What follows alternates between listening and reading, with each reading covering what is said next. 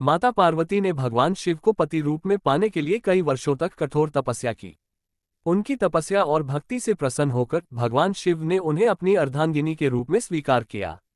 इसलिए इस दिन को माता पार्वती और भगवान शिव के पुनर्मिलन के रूप में मनाया जाता है। इसे सबसे पहले गिरिराज हिमालय की पुत्री पार्वती ने किया था, जिसके फलस्वरूप भगवान शंकर उन्हें पति के रूप में प्राप्त हुए। कुंवारी लड़कियां भी मनोवांछित वर की प्राप्ति के लिए इस दिन व्रत रखकर माता पार्वती की पूजा करती हैं। हरियाली तीज के दिन भगवान शिव ने देवी पार्वती को पत्नी के रूप में स्वीकार करने का वरदान दिया। पार्वती के कहने पर शिव जी ने आशीर्वाद दिया कि जो भी कुंवारी कन्या इस व्रत को रखेगी उसके विवाह में आने वाली बाधाएं दूर होंगी। हरियाली तीज पूजा विधि। निर्जला व्रत और भगवान शिव और माता पार्वती जी की विधि पूर्वक पूजा करने का विधान है। इस दिन व्रत के साथ साथ शाम को व्रत की कथा सुनी जाती है। माता पार्वती जी का व्रत पूजन करने से धन, विवाह, संतानादि भौतिक सुखों में वृद्धि होती है। सावन मास के शुक्ल पक्ष की तृतीया तिथि को महिलाएं शिव पार्वती का विशेष पूजन करती हैं, वही हरियाली तीज कहा जाता है।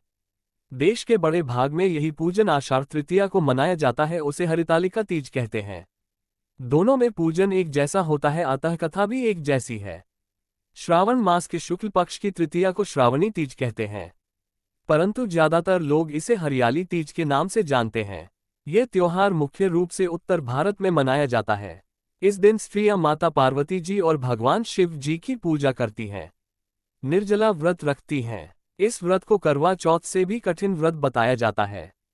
इस दिन महिलाएं पूरा दिन बिना भोजन जल के दिन व्यतीत करती हैं तथा दूसरे दिन सुबह स्नान और पूजा के बाद व्रत पूरा करके भोजन ग्रहण करती हैं।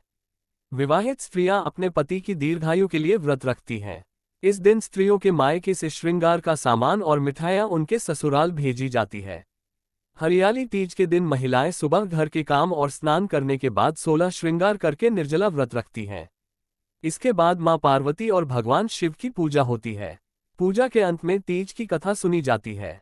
कथा के समापन पर महिलाएं मां गौरी से पति की लंबी उम्र की कामना करती है। इसके बाद घर में उत्सव मनाया जाता है और भजन व लोक नृत्य किए जाते हैं।